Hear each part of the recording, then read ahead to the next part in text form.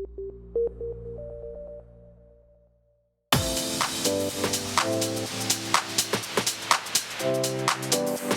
right, hello. This is Wilbur from GoA Maps, and I'm here to talk to you a little bit about myself. I am in beautiful San Francisco, and this is a beautiful park. Firstly, my name is Wilbur Yu, as I kind of said at the beginning. And what do I do for a living? I work at Google as a software engineer. The team that I work on is Google Search. So yes, the things that most people use on a daily basis, unless you are a DuckDuckGo fan, you will probably be using something that I've built. Yeah, I guess some quick fun things about myself. What did I have for dinner last night? My good friend came over and he cooked some very nice chicken stew. He had a all-clad pressure cooker that we were able to fit 2 full chickens into the pot. It's quite incredible. And believe it or not, the stew required no stock. All it took was some onions, carrots, and mushrooms, pure water, and it was able to make the soup very savory.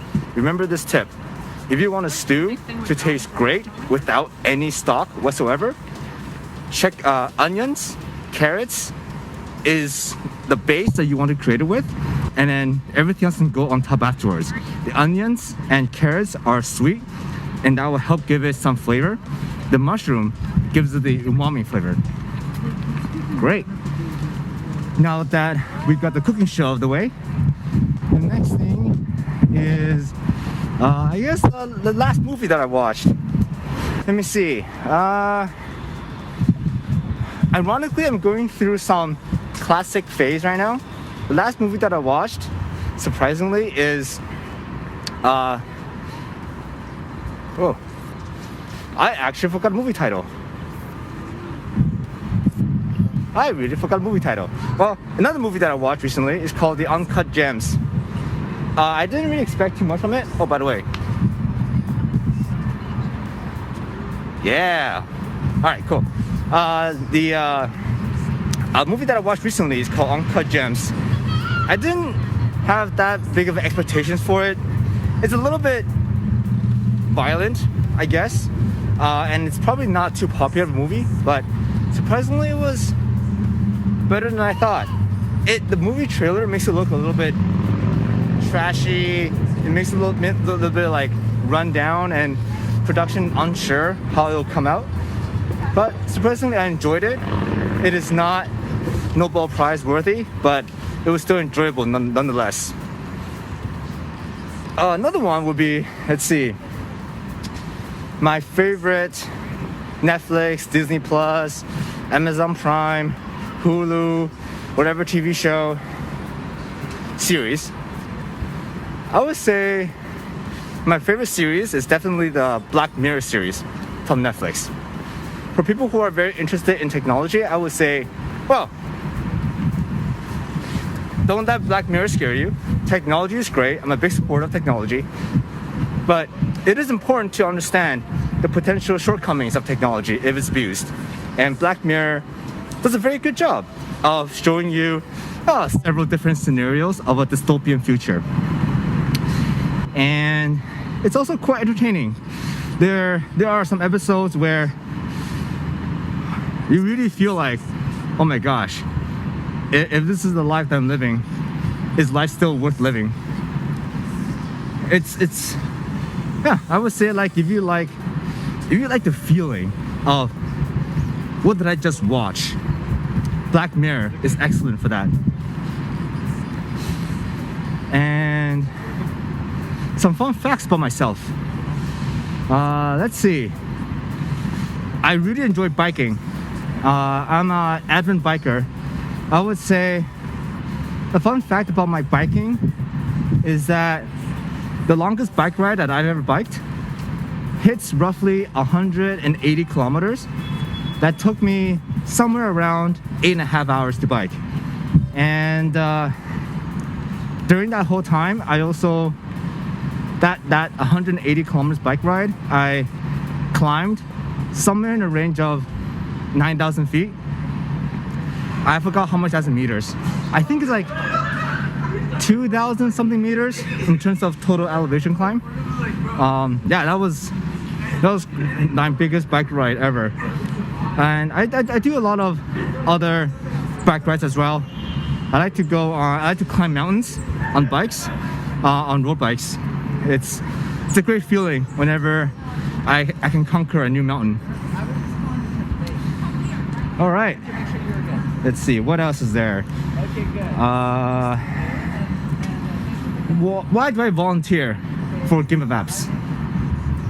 Well, you see, during the last session, someone was asking us about job security, about growing old, about is it still possible to keep up with new tech? Well, let me tell you, the secret to job security is to get yourself into education. Teach the wrong things. And this way, the new kids can never take your job. Pro tip for when you get your career and you figure this out, make sure to teach new kids the wrong things. It's great for job security. But jokes aside, I like education, and I'm from Vancouver myself. Even though I'm living in the Bay Area now, when I found out about the opportunity to help teach kids on how to learn programming, a little bit of design, a little bit of everything of students from Vancouver, I can't say no. And it's been a very rewarding experience.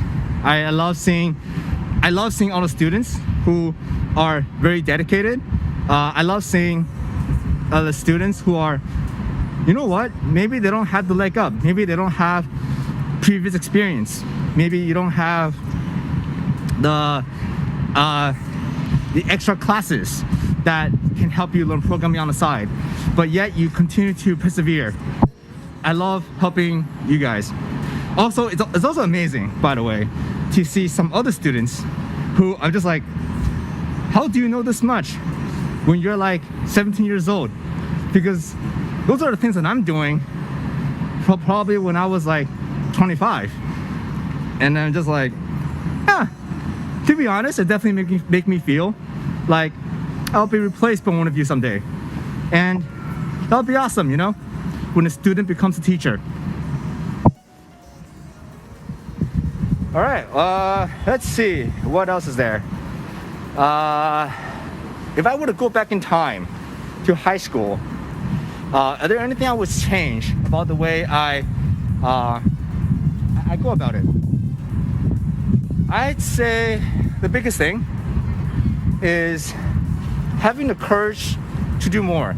I would say I grew up as a very risk-averse person. I'm more risky now, but let's just say I was very risk-averse in the sense of, scared to try new things, scared to ask girls out, very nerdy, that kind of person. And all right, here's a story, all right? Just to show you my poor approaches to relationships when I was in my younger years. I had a crush on this girl, and I have no idea how to approach her. And I had a crush on her for quite some time. One day, she was, hanging out with a group of friends. I literally have not established any report. We're not really friends. She knows me by name. We're in the same school. And yeah, I literally walked up to the friend group, and I literally just said, "I like you," and then I ran away. That was the end of that story. Never got a response. Never stayed to talk more. I literally just said 3 words, and I ran away. Yeah, I don't do that anymore. Thank God. I hope I don't do that anymore. But it's just like, I guess I would just say I wish I taken more risks when I was younger, because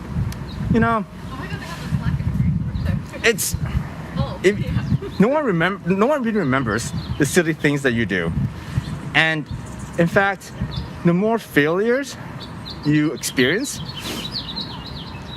the more you know what not to do. It's easy to think about, oh man, that sounds like a bad thing, I'm not going to do it.